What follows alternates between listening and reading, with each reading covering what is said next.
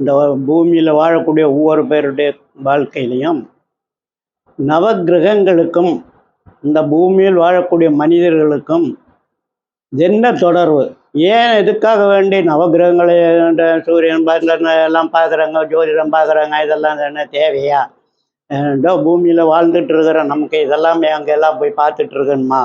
இப்படியெல்லாம் ஒரு சில சந்தேகங்கள், ஒரு சில பார்வைகள், இதுக்கான விளக்கங்கள் அப்படின்னு பார்த்தீங்கன்னா, இந்த பூமியானது, இந்த நவக்கிரகங்களும் இந்த பூமியும் ஒரு காலத்தில் சூரியனோட ஒன்றாகவே இருந்ததாகும். சூரியனிலிருந்து வெடித்து சிதறி தான் இந்த 9 கிரகங்களும் இந்த பூமியும் உற்பத்தியானதாகும். இயற்கை மாற்றங்களால், கால மாற்றங்களால், பூமியில் சில மாற்றங்களால் தான் உயிரினம் தோன்றியது அப்படின்றாங்க. இறைவனுடைய செயலா இல்லை இயற்கையினுடைய மாற்றமா, இதை எல்லாத்தையும் ஒருவர் படைத்தாரா அப்படின்லாம் பார்க்கும்போது அதுக்கெல்லாம் ஒன்றும் தெரியாத விஞ்ஞான கண்டுபிடிப்புகள்லாம் யாரும் கரெக்டான பதில் சொல்லலை. இருந்தாலும் சைவ சித்தாந்தம் அப்படின்னு பார்க்கும்போது அதுக்கான ஒரு உலகம் எப்படி உண்டானது அப்படின்றதுக்கு சில காரணங்களை, சில இதுகளையும் எல்லாம் சொல்கிறாங்க. வருது. அதை பற்றி இப்போ நம்ம பார்க்கலாம். ஓம் நம சிவாயே. ஓம் நம சிவாயும்.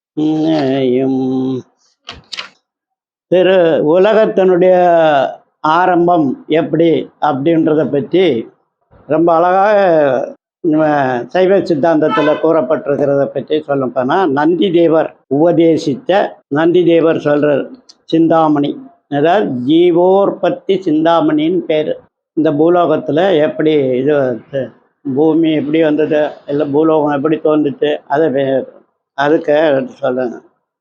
ஜீவோற்பத்தி சிந்தாமணி அப்படின்றத வச்சு அதில் சொல்லப்படுற சில பராபரத்தில் பரம் தோன்றி, இயற்கை உலகம் எப்படி அதுன்னு சொல்லலை, பராபரமாக இருந்ததில் பரம் தோன்றி, பரத்தில் சிவம் தோன்றி, சிவத்தில் சக்தி தோன்றி, சக்தியில் நாதம் தோன்றி, நாதத்தில் விந்து தோன்றி, விந்துவில் சதாசிவம் தோன்றி, சதாசிவத்தில் மகேஸ்வரன் தோன்றி, மகேஸ்வரனிலிருந்து ருத்ரன் தோன்றி, ருத்ரனிலிருந்து மகாவிஷ்ணு தோன்றி, விஷ்ணுவிலிருந்து பிரம்மா தோன்றி, பிரம்மாவிலிருந்து ஆகாசம் தோன்றி, ஆகாசத்திலிருந்து இந்த ஆகாசம் தோன்றி, ஆகாசத்திலிருந்து வாயு தோன்றி, வாயுவிலிருந்து அக்னி தோன்றி, அக்னியிலிருந்து அப்பு தோன்றி, அப்புலிருந்து பிருத்திவி தோன்றி, பிருத்திவியிலிருந்து அன்னம் தோன்றி,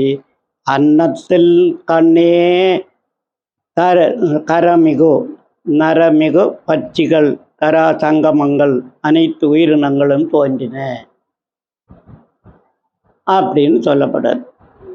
இது நம்முடைய பார்க்க இந்த சித்தாந்தம், சைவ சித்தாந்தத்தில் உலகம் எப்படி உற்பத்தி ஆயிடுச்சுன்னு சொல்கிற, யார் உலகத்தை இறைவன் படைத்தாரா, மனிதனை இறைவன் படைத்தாரா, இதெல்லாம் இது. ஏன்னா இதுதான் நந்தி தேவர் சொல்கிறது தான். அப்புறம் மனிதனை பற்றி சொல்லும்போது என்ன சொல்கிறாருன்னா, அன்னத்தில் ரசம் தோன்றி, அன்னமயம், அன்னமயம்னா உணவு தான். அன்னத்தில் ரசம் தோன்றி, ரசத்தில் உதிரம் தோன்றி, உதிரத்தில் மாம்சம் தோன்றி, மாம்சத்தில் மேஜை தோன்றி, மேஜையில் அஸ்தி தோன்றி, அஸ்தியில் உச்சை தோன்றி, மஜ்ஜையில் சுக்லம் தோன்றி, சுக்லத்தில் சிரோனிதம் தோன்றி, சுக்லம் ஆணாம் சிரோனிதம் பொண்ணாம்.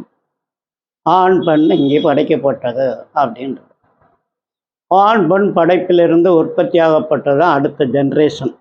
ஒரு பாசிட்டிவ் அண்ட் நெகட்டிவ், அப்படி இரு பொருள் சேரும்போது இன்னொரு பொருள் உற்பத்தி ஆகிறது அப்படின்றதுனால இங்கே ஆண் பெண் சேர்ந்து அடுத்த ஜென்ரேஷன் உற்பத்தி பண்ணப்படுறது இந்த பூலோகத்தில் அப்படின்னு சொல்லியிருக்கு.